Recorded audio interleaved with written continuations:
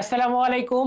HSC ২৬ এবং ২৭ batch তোমাদের জন্য প্রত্যেক দিন আমি একটা করে বাংলার ক্লাসগুলো দিব, বাংলা দ্বিতীয় পত্রের টপিকগুলো দিব। তো আজকে চলো আমরা বাংলা প্রথম পত্রের যে কবিতা রয়েছে আমি কিংবদন্তির কথা বলছি, এই কবিতাটা আমরা আজকে ঝরঝর ভাবে কমপ্লিট করে ফেলবো এবং আমি বিশ্বাস করি আজকের এই ক্লাসটা তুমি করলে তোমার আর এই আমি কিংবদন্তির কথা বলছি এই কবিতার সম্পর্কে যে কোনো প্রশ্ন, যে কোনো এমসিকিউ আসলে তুমি নিঃসন্দেহে সেটা পারবে। তো চলো শুরু করা যাক। প্রথমে তোমরা এটা জেনে নাও যে আমি কিংবদন্তির কথা বলছি, এই যে কিংবদন্তি এটার অর্থ আসলে কি। কিংবদন্তি বলতে বোঝানো হয়েছে জনশ্রুতি। ধরো আমরা যদি বলি যে ফুটবলের কিংবদন্তিকে, তাহলে পেলে, ম্যারাডোনা, রোনালদো, মেসি এই নামগুলো আসে। আবার আমি যদি বলি হচ্ছে যে ধরো বিখ্যাত গায়ক যারা আছে, যেমন মাইকেল জ্যাকসন, হ্যাঁ, এরকম বিভিন্ন বিষয় রয়েছে যারা হচ্ছে কিংবদন্তি পর্যায়ে চলে গেছে। অর্থাৎ তাদের নাম, হ্যাঁ, তারা হয়তো বা অতীত হয়ে গেছে কিন্তু তাদের নামগুলো কিন্তু এখনো সবার চোখে মুখে রয়েছে এবং কি তাদের কথা প্রচলিত আছে। তো আমি কিংবদন্তির কথা বলছি বলতে বোঝানো হয়েছে যে জনশ্রুতির বিষয়টা, ঠিক আছে, জনশ্রুতির বিষয়টা। তো এটা কিন্তু একটা গুরুত্বপূর্ণ বিষয় যে তুমি যখন কবিতাটা শুরু করবা তখন যেন তুমি বুঝতে পারো যে আমি আসলে কবিতাটা কি নিয়ে। আমি কিংবদন্তির কথা বলছি, আবু জাফর ওবায়দুল্লাহ আসলে এই কিংবদন্তি কারা তাদের নিয়ে আসলে কথা বলবে। তো দেখো প্রথমেই আমরা এই যে কবিতাটা লিখেছেন কে, আমাদের আবু জাফর ওবায়দুল্লাহ স্যার। স্যারের একটা ছবি দেওয়া আছে, যদি বা হচ্ছে এটা একটা আর্ট করা ছবি, তোমরা ইন্টারনেটে সার্চ দিলে পাবা। আবু জাফর ওবায়দুল্লাহ স্যার উনি একজন যথেষ্ট প্রতিভাবান কবি ছিলেন, তার সাহিত্যকর্ম অনেক প্রসিদ্ধ ছিল। চলো আমরা আগে কবি পরিচিতিটা বা লেখক পরিচিতিটা পড়ে নিই। দেখো জন্ম তারিখ 1934 সালের 8 ফেব্রুয়ারি। কবে? 1934 সালের 8 ফেব্রুয়ারি। তাহলে আবু জাফর ওবায়দুল্লাহ কত সালে জন্মগ্রহণ করছে? 1934 সালের 8 ফেব্রুয়ারি। জন্মস্থান বরিশাল জেলার বাবুগঞ্জ উপজেলার অন্তর্গত বহের বছর ক্ষুদ্র কাজী গ্রামে। দেখো অন্তর্গত বহের বছর ক্ষুদ্র কাজী গ্রামে। এই যে বহের বছর ক্ষুদ্র কাজী গ্রাম নামটা একটু অন্যরকম না? আসলে অন্যরকম, তবে এটা আসবে না, এটা আসার সম্ভাবনা একদমই নেই। তবে বরিশাল জেলা বাবুগঞ্জ উপজেলা এটুকু মনে রাখবা। তো এটুকু তোমরা মনে রাখবা। মৃত্যু তারিখ 2001 সালের 19 মার্চ। তার মানে আমাদের আবু জাফর ওবায়দুল্লাহ স্যারের মৃত্যুর আজ থেকে প্রায় 24 বছর আগে তিনি মৃত্যুবরণ করেছেন 2001 সালের 19 মার্চ। 2001 সালের 19 মার্চ। রচনার বৈশিষ্ট্য, তার কবিতার বিষয়ে বিশেষভাবে প্রাধান্য পেয়েছে রাষ্ট্রভাষা আন্দোলন ও মুক্তিযোদ্ধা। তাহলে আবু জাফর ওবায়দুল্লাহর কবিতাগুলো আলটিমেটলি রাষ্ট্রভাষা এবং মুক্তিযুদ্ধ বিষয় কি বেশি ছিল। তো এটা একটু গুরুত্বপূর্ণ, এটা একটু দেখে নিবা, আসলে ভর্তি পরীক্ষাতে এগুলো চলে আসে, রাইট। সাহিত্যকর্ম, কাব্যগ্রন্থ যদি দেখো, সাত নরীর হার, কখনো রং কখনো সুর, এই যে মানে সাহিত্যকর্মগুলো আছে, দেখো কাব্যগ্রন্থ, এগুলো কিন্তু কাব্যগ্রন্থ, হ্যাঁ। দেখো কাব্যগ্রন্থ কি কি?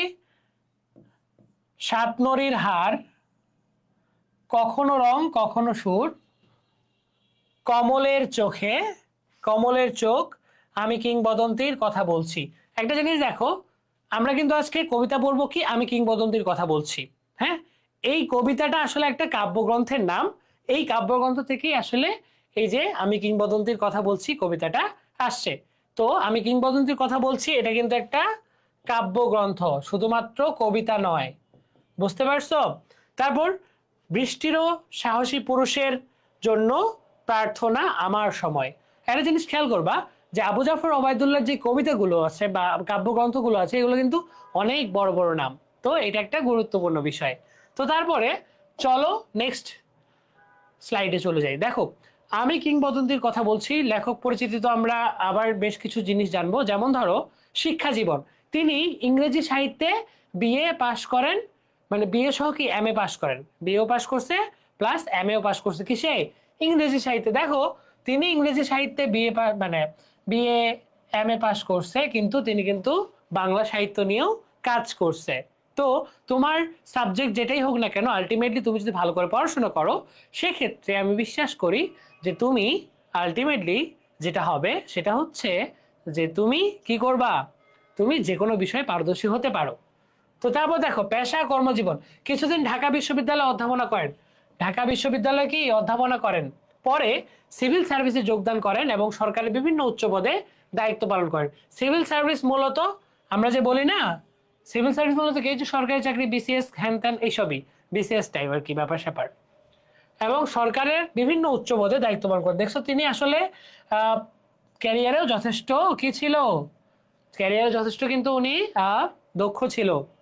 তিনি 1982 সালে বাংলাদেশ সরকারের কৃষি ও পানি সম্পদ মন্ত্রী। বাপ রে বাপ! তাহলে আমাদের আবু জাফর ওবায়দুল্লাহ শুধুমাত্র কবি বা লেখক না, তিনি কিন্তু, এটা গুরুত্বপূর্ণ, কৃষি ও পানি সম্পদ মন্ত্রী ছিলেন। কত সালে? 1982 সালে। এবং 1984 সালে যুক্তরাষ্ট্রে বাংলাদেশের রাষ্ট্রদূত হিসেবে দায়িত্ব পালন করেন। বাপ রে বাপ! আসলে স্বপ্নের মতো জীবন না?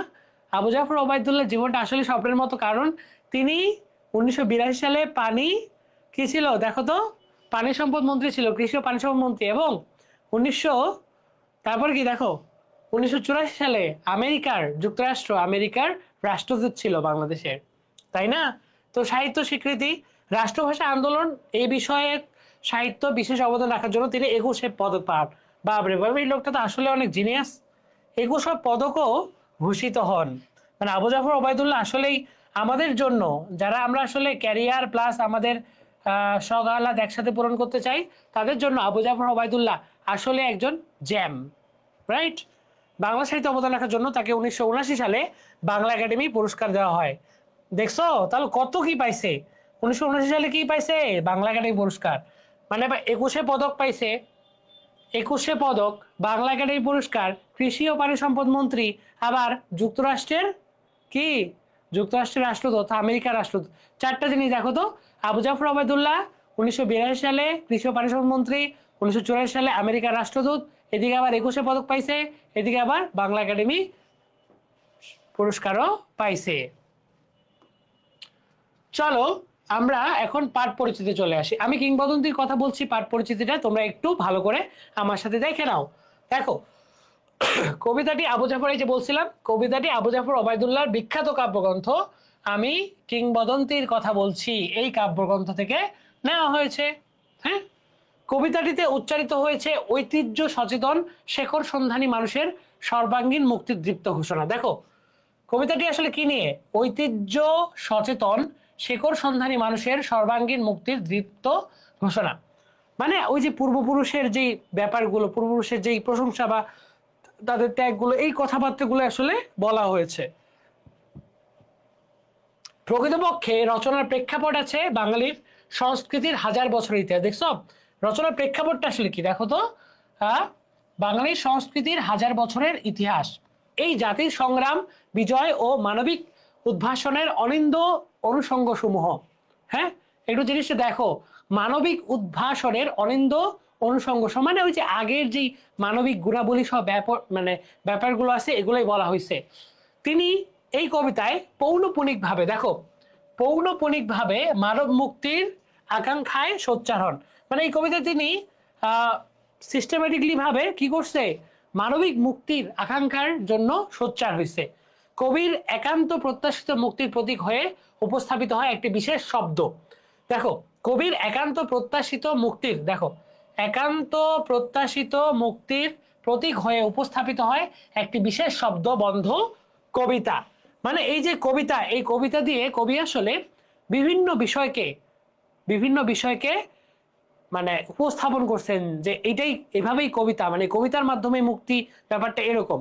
তুমি দেখো কবিতার পূর্বপুরুষের সাহসী ও গৌরবোজ্জ্বল ইতিহাসের কথা উপস্থাপনের মধ্য দিয়ে তার বক্তব্য এগিয়ে নিয়ে চলেন। কবির বর্ণিত এই ইতিহাস মাটির কাছাকাছি, দেখো মাটির কাছাকাছি মানুষের ইঙ্গিত, মানুষের ইতিহাস, বাংলার ভূমিজীবী বলতে কৃষকদের কথা বোঝানো হয়েছে, অনার্য কৃতদাসের লড়াই করে টিকে থাকার ইতিহাস। মানে কৃষকরা কিন্তু বরাবরই অনেক আগে থেকেই বঞ্চিত শোষিত ছিল, অথচ কৃষকরাই কিন্তু আলটিমেটলি মানে পৃথিবীর যেই খাদ্য মানে তুমি যে খাচ্ছ সবকিছু কিন্তু তারাই দিচ্ছে, রাইট? মানে তারাই কিন্তু চাষ করছে। তো এটা গেল একটা কথা। কবিতা ও সাহিত্যের সত্যের অভেদ কল্পনার মধ্য দিয়ে কবি নিয়ে আসেন মায়ের কথা, বোনের কথা, ভাইয়ের কথা, পরিবারের কথা। কার কার কথা নিয়ে আসছে? মা, বোন, ভাই, পরিবারের কথা। আলটিমেটলি কবিতাটা কিন্তু এইভাবে বোঝানো হয়েছে। আমি যদি একটু সহজ করে বলে দিই, কবি কবিতাটাতে কবি আসলে মানব মুক্তির কথা বলছে, পাশাপাশি ওই যে পূর্বপুরুষ তাদের কথাগুলো বলছে, আবার পরিবারের কথা বলছে। আলটিমেটলি উনি আসলে মানবিক যে ব্যাপারগুলো রয়েছে, মানুষের জীবনের সাথে যে কানেক্টেড ব্যাপারগুলো রয়েছে সেগুলো নিয়ে কথা বলছে। দেখো পাঠ পরিচিতি আরেকটু জেনে নিই। কবি এও জানেন মুক্তির পূর্বসত্য যুদ্ধ। কবি এটাও কিন্তু জানে যে মুক্তির পূর্বসত্য যুদ্ধ, আর সেই যুদ্ধে পরিবার থেকে দূরে সরে যেতে হয়, ভালোবাসার জন্য, তাদের মুক্ত করবার জন্যই তাদের ছেড়ে যেতে হয়। এই অমুক সত্য কবি জেনেছেন আমাদের স্বাধীনতা যুদ্ধের ইতিহাস থেকে। ওই যে মনে আছে যে আবু জাফর ওবায়দুল্লাহর মানে যে সৃষ্ট মানে এগুলো আছে, সাহিত্যগুলো আছে, এখানে আসলে রাষ্ট্রভাষা এবং স্বাধীনতার মুক্তিযুদ্ধের কথা বেশি স্মরণ করেছেন। তো তারই পরিপ্রেক্ষিতে তিনি এই মানে এটাও উনি জানেন যে অমুক সত্য কবি জেনেছেন যে আমাদের স্বাধীনতার যুদ্ধের ইতিহাস থেকে। হ্যাঁ, মানে যুদ্ধের জন্য যুদ্ধই আসলে প্রধান মুক্তি শর্ত। তারপর যুদ্ধ থেকে আসলে মা বাবার থেকে দূরে যেতে হয়, পরিবার থেকে দূরে যেতে হয়, এইগুলো আর ত্যাগের ব্যাপার। তো আমি কিংবদন্তির কথা বলছি, কবিতাটি গদ্য ছন্দে রচিত। এটা গুরুত্বপূর্ণ, এটা এমসিকিউ। এটা কি এমসিকিউ?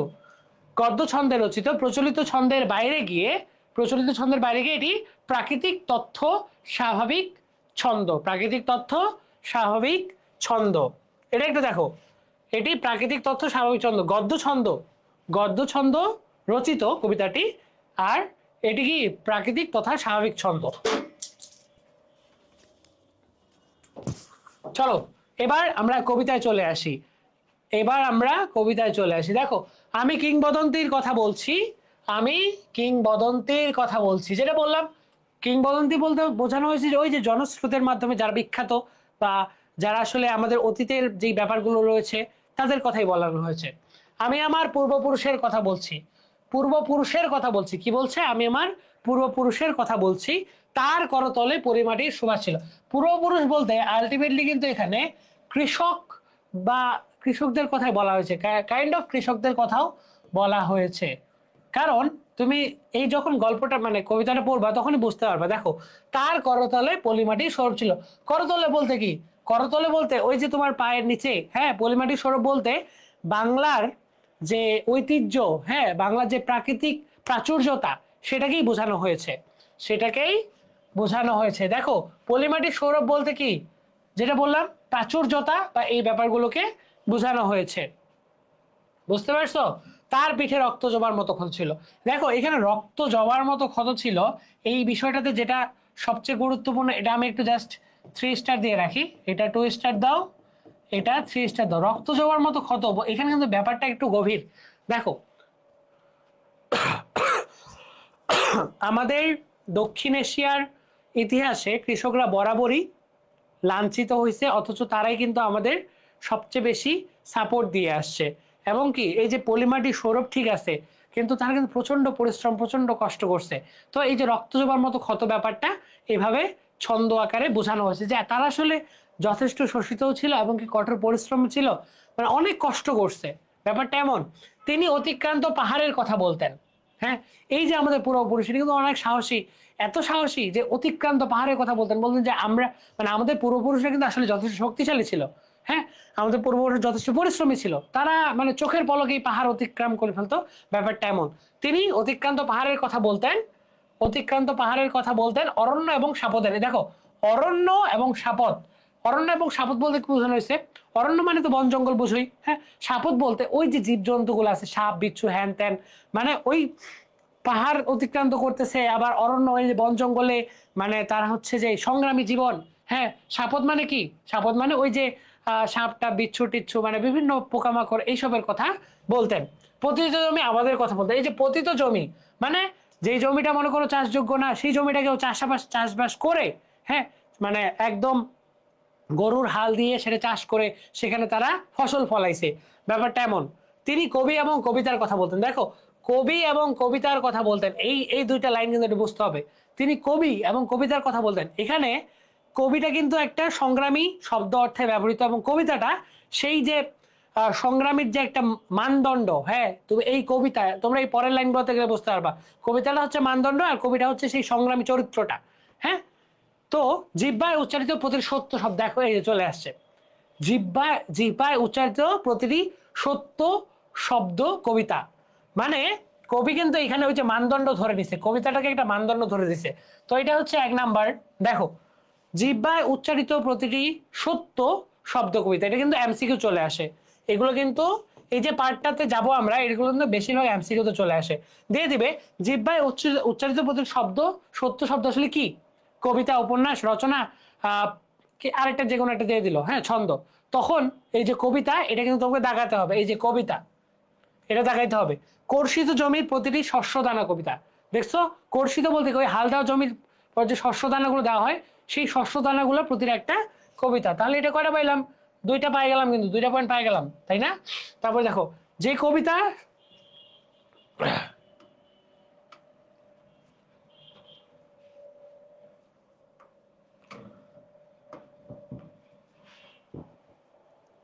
যে কবিতা শুনতে জানে না সে ঝড়ের আর্তনাদ শুনবে।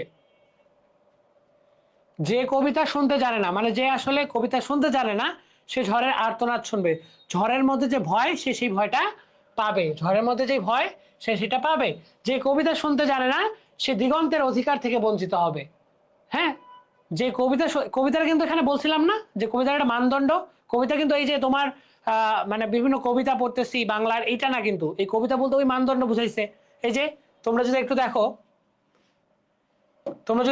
যে দেখো, জিহ্বায় উচ্চারিত প্রতিটি সত্য শব্দ কবিতা। হ্যাঁ, এই যে সত্য শব্দটা, এটার মানদণ্ড কবিতা, কবিতাটাকে ধরা হয়েছে মানদণ্ড হিসেবে। আবার কর্ষিত জমির প্রতিটি শস্য দানা কবিতা, মানে এই যে কর্ষিত জমির শস্য দানা, এটা কিন্তু কবিতা। তো আলটিমেটলি দ্য থিং ইজ যে যে কবিতা শুনতে জানে না, মানে এখানে যে কোনো একটা কাজের বিষয় বোঝানো হয়েছে, সে সব ঝড়ে আর্তনাদ শুনবে। আর্তনাদ কিন্তু শুনবে, সে ভয় পাবে। হ্যাঁ, আবার যে কবিতা শুনতে জানে না, সে দিগন্তের অধিকার থেকে বঞ্চিত হবে। মানে সে আসলে লাইফটাকে সেভাবে এনজয় করতে পারবে না, বা সে এই দিগন্তের অধিকার থেকে বঞ্চিত হবে, সে অনেক কিছুই পারবে না। যে কবিতা শুনতে জানে না, সে আজন্ম কৃতদাস হয়ে যাবে। মানে ওর মধ্যে ওই মানে সংগ্রামী চেতনা মনোভাব না থাকার জন্য কি হবে, সে কৃতদাস হয়ে যাবে। এটা কিন্তু গুরুত্বপূর্ণ, এটা এমসিকিউ এ চলে আসে। এই যে এটা এমসিকিউ এ চলে আসে যে কবিতা শুনতে জানে না, সে আজন্ম কৃতদাস থেকে যাবে, কৃতদাস থেকে যাবে। যে কবিতা শুনতে জানে না, সে আজন্ম কৃতদাস থেকে যাবে। আমি উচ্চারিত সত্যের মতো স্বপ্নের কথা বলছি। সে আজন্ম কি করবে, কৃতদাস থেকে যাবে। এটা একটা এমসিকিউ, এটা কিন্তু একটা এমসিকিউ। আমি উচ্চারিত সত্যের মতো স্বপ্নের কথা বলছি।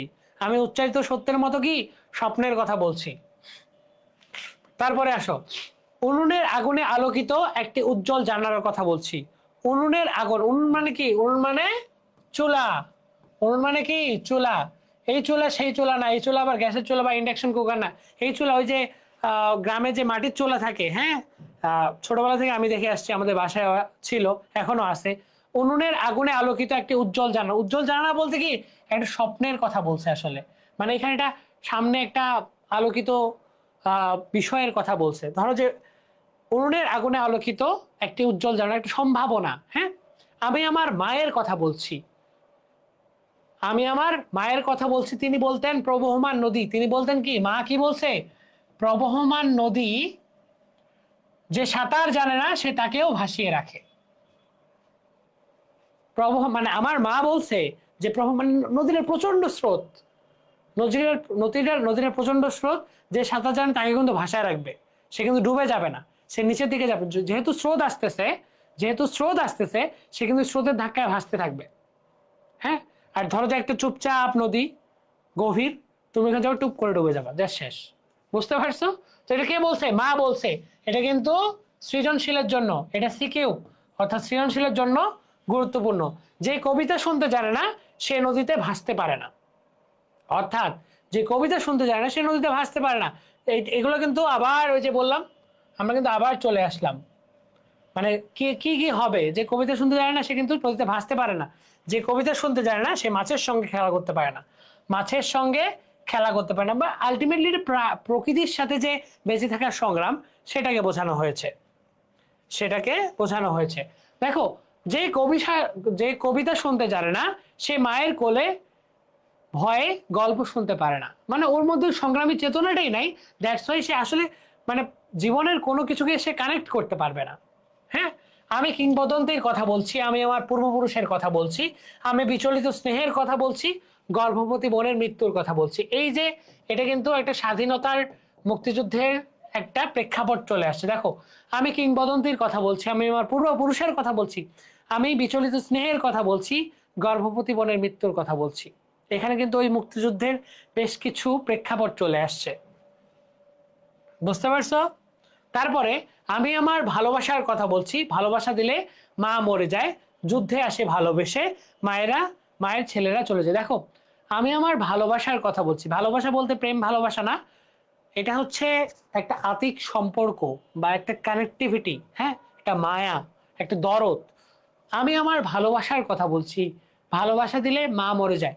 এই লাইনটা অনেকেই কনফিউশন হয়ে যায়, ভালোবাসা দিলে মা মরে যায়, এই ভালোবাসা দিলে ওই মরে যাওয়াটা না, আসলে এই যে যুদ্ধে আসে ভালোবাসা, মায়ের ছেলে চলে যায়, মানে যখন তুমি ভালোবাসা শুরু করছো তোমার সংগ্রামী জীবনটাকে, যখন তুমি যুদ্ধে চলে যাবে তখন কিন্তু তোমার পরিবার, ওই যে মনে আছে পাঠ পরিচিতিতে, মায়ের সাথে মা বাবার সাথে দূরত্ব বেড়ে যায়, ওদেরকে রেখে আসতে হয়, পরিবার মা ভাই বোন সবকিছু দূরে আসছে, তখনই আসলে ওই যে একটা আহ মানে মানে মায়া সম্পর্কে একটা বিচ্ছেদ ঘটে, কারণ তুমি যুদ্ধের জন্য চলে আসছো, তখনই আসলে ব্যাপারগুলো তৈরি হয়। এই জন্য কবি বলছেন, ভালোবাসা দিলে মা মরে যায়, যুদ্ধে আসে ভালোবাসা, মায়ের ছেলেরা চলে যায়। দেখছো, মায়ের ছেলেরা যখন ধরো যে মা থেকে ছেলে দূরে চলে যাবে, তখন তো মা অটোমেটিক জীবিত থেকেও মৃত, ব্যাপারটা কিন্তু এমন। আমি আমার ভাইয়ের কথা বলছি, যে কবিতা শুনতে জানে না সে সন্তানের জন্য মরতে পারে না। আমি আমার ভাইয়ের কথা বলছি, ও ভাইয়ের কথাও বলছে, একবার বলছে কার কথা, দেখো, একবার বলছে ভালোবাসার কথা, এবার বললো আবার ভাইয়ের কথা। এই লাইনগুলো একটু দেখিও, যে কবিতা শুনতে জানে সে সন্তানের জন্য মরতে পারে না, মানে কোনো সংগ্রামী মা, হ্যাঁ, সেও যদি সংগ্রামী না হয়, ভীতু হয়, সেও কিন্তু তার সন্তানের জন্য ত্যাগ করতে পারবে না, বুঝতে পারছো? যে কবিতা শুনতে জানে না সে ভালোবেসে যুদ্ধে যেতে পারে না, যে কবিতা শুনতে জানে না সে কি ভালোবেসে যুদ্ধেও যেতে পারে না, তার মধ্যে ওর মধ্যে ওই সংগ্রামী মনোভাবটাই নাই। তো এটা কিন্তু একটা এমসিকিউ। যে কবিতা শুনতে জানে না সে সূর্যকে হৃৎপিণ্ডে ধরে রাখতে পারে না, মানে এখানে কবি ওই যে মানদণ্ড সাহসী সংগ্রাম, এটা দিয়ে এখন প্রত্যেকটাই ব্যাখ্যা করছে। যে কবিতা শুনতে জানে না সে সূর্যকে হৃৎপিণ্ডে ধরে রাখতে পারে না, সূর্যকে কিসে ধরে রাখতে পারে না, হৃৎপিণ্ডে। এটা কিন্তু এমসিকিউ। এমসিকিউ। আমি কিংবদন্তির কথা বলছি, আমি আমার পূর্বপুরুষের কথা বলছি, তার পিঠে রক্ত জবার মতো ক্ষত ছিল, কারণ তিনি কৃতদাস ছিলেন। দেখো, আমি আমার পূর্বপুরুষের কথা বলছি, তার পিঠে রক্ত জবার মতো ছিল, কারণ তিনি কৃতদাস ছিলেন। এখন এই পূর্বপুরুষদের মধ্যে যারা আসলে সংগ্রামী চেতনা ছিল না, এবং কি আমাদের মুক্তিযুদ্ধের ইতিহাসে যদি কথা বলি, সেই সময় আমাদের কৃষক সমাজ, বিশেষ করে যারা মাটির সাথে কানেক্টেড, গ্রামের বা যারা আসলে কৃষি করতো, তাদের কিন্তু পাকিস্তানের একদম কৃতদাসের মতো রাখছিল, রাইট? বিভিন্নভাবে অত্যাচার, বিভিন্ন কিছুই করতো। তাই দ্যাটস ওয়াই কবি বলছে, আমি আমার পূর্বপুরুষের কথা বলছি, তার পিঠে রক্ত জবার মতো ক্ষত ছিল। রক্ত জবা ক্ষত বলতে কি, রক্তাক্ত বা এরকম একটা, মানে সবসময় নির্যাতন নিপীড়নের মধ্যে ছিল, এই ব্যাপারটা বোঝানো হয়েছে, কারণ তিনি কৃতদাস ছিলেন, বুঝতে পারছো? তো তারপরে যে কর্ষণ করে শস্যের সম্ভার তাকে সমৃদ্ধ করবে। কর্ষণ মানে কি, ওই যে হাল চাষ করবে, যে কর্ষণ করবে জমিতে, হাল চাষ, হ্যাঁ, শস্যের সম্ভার তাকে সমৃদ্ধ করবে। শস্যের সম্ভার মানে প্রচন্ড পরিমাণ শস্য হবে। যে মৎস্য লালন করে প্রবাহমান নদী তাকে পুরস্কৃত করবে, যে মৎস্য লালন করে প্রবাহমান নদী তাকে পুরস্কৃত করবে। এটা কিন্তু একটা এমসিকিউ, এটা একটা এমসিকিউ। যে গাভীর পরিচর্যা করে জননীর আশীর্বাদ তাকে দীর্ঘায়ু করে, যে গাভীর পরিচর্যা করে জননীর আশীর্বাদ তাকে দীর্ঘায়ু করবে। হ্যাঁ, যে লৌহ খণ্ডকে প্রচলিত করে ইস্পাতের তরবারি তাকে সশস্ত্র করবে। মানে প্রত্যেকটা একটা মানদণ্ড বল বোঝানো হয়েছে। দীর্ঘদেহ পুত্রগণ আমি তোমাদের বলছি, দীর্ঘদেহ পুত্রগণ আমি তোমাদের বলছি, আমি তোমার মায়ের কথা বলছি, বোনের মৃত্যুর কথা বলছি, ভাইয়ের যুদ্ধের কথা বলছি, আমি আমার ভালোবাসার কথা বলছি। দীর্ঘদেহ পুত্রগণ বলতে কাজ বোঝানো হয়েছে জানো, যারা এই যে একটু মানে কাজ করে না বা আমাদের জেনারেশনকে বোঝানো হয়েছে। দীর্ঘদেহ পুত্রগণ আমি তোমাদের বলছি, আমি আমার মায়ের কথা বলছি, বোনের মৃত্যুর কথা বলছি, ভাইয়ের যুদ্ধের কথা বলছি, আমি আমার ভালোবাসার কথা বলছি। এই যে এই লাইনগুলো, এই 4টা লাইন, এগুলো সিকিউতে তুমি যদি সুন্দর করে লিখতে পারো কোন একটা পার্টে, টিচার তোমাকে মার্ক দিতে বাধ্য। আমি কবি এবং প্রকৃতির কথা বলছি, সশস্ত্র সুন্দরের অনির্বাহ্য অভ্যুত্থান কবিতা। আমি কবি ও প্রকৃতির কথা বলছি, সশস্ত্র সুন্দরের অনির্বাহ্য অভ্যুত্থান হচ্ছে কি কবিতা। দেখো কবি ও প্রকৃতির কথা বলছে, তারপর কি বলছে, সশস্ত্র সুন্দর অনির্বাহ্য অভ্যুত্থান হচ্ছে কবিতা। সুপুরুষের ভালোবাসার সুকণ্ঠ সঙ্গীত কবিতা। দেখো সুপুরুষের ভালোবাসার সুকণ্ঠ সঙ্গীত কবিতা, জিহ্বা উচ্চারিত প্রতিটি মুক্ত শব্দ কবিতা। একবার সত্য ছিল, সদ্য, এটা কিন্তু রিপিট হয়েছে, দেখছো, দেখো রিপিট হয়েছে, একবার ছিল সত্য, এবার হয়েছে মুক্ত, রাইট। রক্ত জমার মতো প্রতিরোধের উচ্চারণ কবিতা। আমরা কি তার মতো কবিতার কথা বলতে পারবো? আমরা কি তার মতো স্বাধীনতার কথা বলতে পারবো? মানে এই যে তারা যে এই যে মানে কথাগুলো বলছে, আমি কবি ও প্রকৃতির কথা বলছি, সশস্ত্র সুন্দরের অনির্বাহ্য অভ্যুত্থান হচ্ছে কবিতা, জিহ্বায় উচ্চারিত প্রতির মুক্ত শব্দ কবিতা, রক্ত জবার মতো প্রতিরোধ উচ্চারণ কবিতা। আমরা কি এই যে এখন কবি প্রশ্ন করছে, আমরা কি এই তাদের মতো কবিতার কথা বলতে পারবো, স্বাধীনতার কথা বলতে পারবো? এখানে কবি নিজেই প্রশ্ন করছে। দেখো কিছু গুরুত্বপূর্ণ বিষয়, আলটিমেটলি কবিতা শেষ। কবিতাটা বোঝা পাইছো আশা করি, খুব ইজি। আমি এই ক্লাসটা যে কেউ করে থাকো আমি গ্যারান্টি দিলাম তার এই কবিতা সম্পর্কে কোনো রকমের কনফিউশন থাকবে না। আমি কিংবদন্তির কথা বলছি, গুরুত্বপূর্ণ তথ্য এমসিকিউর জন্য। দেখো আমি কিংবদন্তির কথা বলছি, এটা কয়বার আছে? 2 বার। তারপরে যে কবিতা শুনতে চায় না কতবার আছে? 9 বার। আমি আমার পূর্বপুরুষের কথা বলছি, কয়বার আছে এই লাইনটা? 3 বার। আমি কিংবদন্তির কথা বলছি 2 বার, যে কবিতা শুনতে জানে না কয়বার আছে? 9 বার। আমি আমার পূর্বপুরুষের কথা বলছি, কয়বার আছে? 3 বার।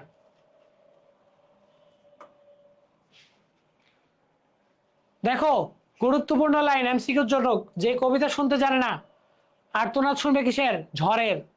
আর্তনাদ শুনবে ঝড়ের। বঞ্চিত হবে কিসে থেকে? দিগন্তের অধিকার থেকে। ভাসতে পারে না নদীতে, যেতে পারে না যুদ্ধে, মরতে পারে না সন্তানদের জন্য, গল্প করতে পারে না মায়ের কোলে শুয়ে, খেলা করতে পারে না মায়ের সঙ্গে মাছের সঙ্গে, হৃৎপিণ্ডে ধরে রাখতে পারে নাকি সূর্যকে। বললাম না কবিতা পড়াইছি, এই যে দেখছো। কবিতা বলতে কবি যা বুঝাইছে এটা গুরুত্বপূর্ণ। জিহ্বায় উচ্চারিত প্রতিটি সত্য শব্দ কবিতা, কর্ষিত জমির প্রতিটি শস্যদানা কবিতা, রক্ত জবার প্রতিরোধের উচ্চারণ কবিতা, জিহ্বায় প্রতিটি মুক্ত শব্দ কবিতা, সশস্ত্র সুন্দরের অনির্বাহ্য অভ্যুত্থান হচ্ছে কবিতা, সুপুরুষের ভালোবাসার সুকণ্ঠ সঙ্গীত হচ্ছে কবিতা। বুঝতে পারছো? Very good. দেখো গুরুত্বপূর্ণ লাইন, এমসিকিউ গুলো পরের চার্টে থাকবে, সেগুলো তোমরা করবা নিজে। আমি পড়াই দিচ্ছি, পরবর্তীতে তোমরা স্লাইডটা পাইলে এটা দেখবা প্রত্যেকটা জিনিস। বুঝতে পারছো? গুরুত্বপূর্ণ লাইন এমসিকিউর জন্য, কবিতায় প্রতীকী অর্থে ব্যবহৃত কিছু শব্দ। দেখো কিংবদন্তি, এই যে ঐতিহ্য প্লাস জনশ্রুতি, হ্যাঁ জনশ্রুতি প্লাস ঐতিহ্য বলছিলাম না যে আগের ইতিহাস, হ্যাঁ। জানালা, মুক্তি, ওই যে জানালার কথা বলছিলাম মনে আছে, আগুন, শুদ্ধতা, অরণ্য সাপদ, বিপদ, অতিক্রান্ত পাহাড়, বাধা বিপত্তি, যুদ্ধ, প্রতিবাদের, কবিতা, মুক্তির আহ্বান, মুক্তির আহ্বান। কিংবদন্তি ঐতিহ্য প্লাস জনশ্রুতি মানে ওই যে আগের ইতিহাস ঐতিহ্য, এটা। জানালা, মুক্তি মানে ওই যে একটা সম্ভাবনা, হ্যাঁ। আগুন, আগুনটাকে বলছে শুদ্ধতার অর্থে। অরণ্য সাপদ বলছিলাম না যে বিপদ, সাপ বিচ্ছুর ব্যাপার স্যাপার, বন জঙ্গল। অতিক্রান্ত পাহাড় মানে কি? বাধা বিপত্তি মানে একদম পাহাড় ছড়ে যাওয়ার মতো ব্যাপার স্যাপার, রাইট। যুদ্ধ প্রতিবাদে কবিতা, মুক্তির আহ্বান, মুক্তির আহ্বান। দেখছো? তো আলটিমেটলি এই যে এমসিকিউ গুলো আছে, দেখো কয়েকটা এমসিকিউ আছে, কয়েকটা এমসিকিউ আছে, এগুলো কি করবা, এগুলো তোমরা করে ফেলবা। বুঝতে পারছো? অনেকগুলো এমসিকিউ দিছি, দেখছো কতগুলো এমসিকিউ, কতগুলো এমসিকিউ দিছি জানো? তো এই এমসিকিউ গুলো তোমরা করে ফেলবা, কারণ এমসিকিউ গুলো তোমরা করলে যে ব্যাপারটা হবে সেটা হচ্ছে তুমি যে আসলে পড়ছো কিনা সেটা বুঝতে পারবা। আমি চাইলে এখানে প্রত্যেকটা উত্তর দিয়ে দিতে পারি, কিন্তু বেশি ক্লাসটা বড় হয়ে যাবে। তো যেহেতু তোমরা আমার জানি না কে আমার ক্লাসটা করবে, ইউটিউবে আমি দিয়ে দিব আজকেই একটু পরেই।